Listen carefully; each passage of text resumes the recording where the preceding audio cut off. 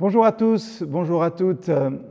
Je ne résiste pas à l'envie de lire un texte, c'est vrai, un petit peu long ce matin, mais vous verrez, nous aurons de quoi méditer celui-ci. Alors qu'ils s'en allaient sans parvenir à se mettre d'accord entre eux, Paul leur dit simplement ceci. L'Esprit Saint avait bien raison lorsqu'il s'adressait à vos ancêtres par l'intermédiaire du prophète Ésaïe. Il déclarait « Va dire à ce peuple, vous entendrez, mais vous ne comprendrez pas. Vous regarderez, mais vous ne verrez pas. Car le peuple est devenu insensible. Ils se sont bouchés les oreilles, ils ont fermé les yeux, de peur de voir avec leurs yeux, d'entendre avec leurs oreilles, de comprendre avec leur intelligence, et ainsi de revenir à moi pour que je les guérisse. Sachez-le donc, ajouta Paul, Dieu a envoyé le message du salut à ceux qui ne sont pas juifs. Ils l'écouteront, eux. Au moment de ce texte, Paul est en prison et pourtant, les Juifs de cette ville veulent quand même venir l'interroger à propos de cette nouvelle foi chrétienne. Et l'apôtre en profite, avec son zèle habituel, il profite de cette occasion pour exposer le royaume de Dieu avec la clarté et la force d'un témoignage bien propre finalement à convaincre, à persuader. Et naturellement, le grand objet de cette prédication étaient ceux qui regardent Jésus le Sauveur. Paul sait comment parler à ses auditeurs. Il sait à quel genre de discours ils vont être sensibles. Et c'est un enseignement que nous pouvons prendre déjà de ce texte. Quand nous parlons, n'oublions pas la centralité de celui qui écoute. Vous pouvez avoir le meilleur discours, la plus belle théologie, la plus pure. Il faut aussi que celle-ci soit compréhensible et écoutable par ceux qui sont devant vous. Et comme les auditeurs de Paul, à ce moment-là, sont des Juifs qui croient à l'écriture de l'Ancien Testament, Paul emprunte ses démonstrations à la loi de Moïse et aux prophéties, comme il le faisait toujours finalement en pareil cas. Aux yeux de Paul, c'est bien le Saint-Esprit qui, par Ésaïe, le prophète, a prononcé la grande parole, dont la citation va terminer le discours à ces Juifs de Rome. Qui sait si ce dernier témoignage n'a pas ébranlé la conscience de certains.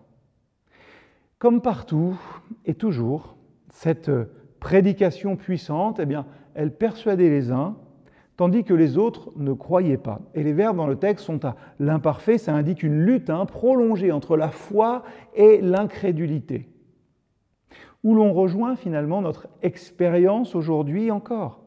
Comment se fait-il que certains croient et d'autres pas?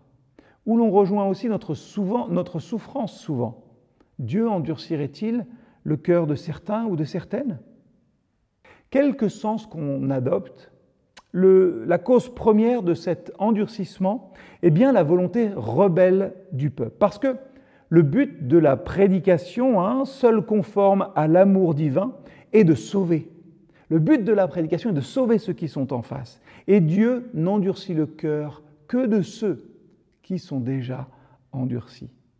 Quant aux expressions même du texte, il faut remarquer d'abord que la cause de l'intelligence et de l'aveuglement est placée dans le cœur qui est engraissé. C'est le sens de l'hébreu. Le grec signifie aussi épaissi, qui est rendu finalement insensible à la prospérité. Et les effets de cette insensibilité sont exprimés par les images qui suivent. L'ouïe, on n'entend pas. Les yeux fermés, comme dans la somnolence où l'on craint la lumière finalement. Et tout cela de peur qu'ils ne voient, n'entendent, ne comprennent, ne se convertissent et que je ne les guérisse. Il faut remarquer, vous relirez ce texte, dans le changement de personne pour le dernier verbe. Dieu parle directement comme celui d'où procède toute guérison.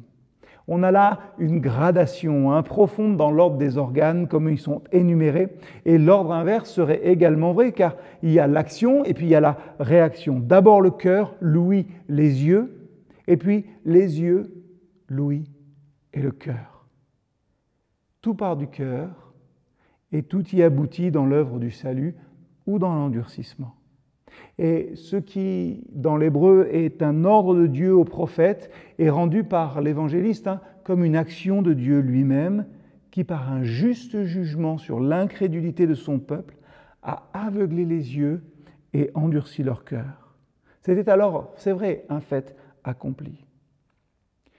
Le dessein de Dieu, en envoyant son Fils au monde, était non d'endurcir et de perdre les hommes, mais de sauver. Et Jésus avait abondamment offert à tous la grâce et le salut. Aussi, le jugement de Dieu, ici révélé, ne commence que là où sa miséricorde, son amour, rencontre une incrédulité ou un endurcissement sans espoir. Que dire ? Eh bien, veillons donc sur nos cœurs. Ne nous laissons pas endormir. Et quoi de mieux pour ce faire ? Eh bien, que de se mettre à l'écoute de la parole de Dieu et de compter les bienfaits de sa grâce dans nos existences.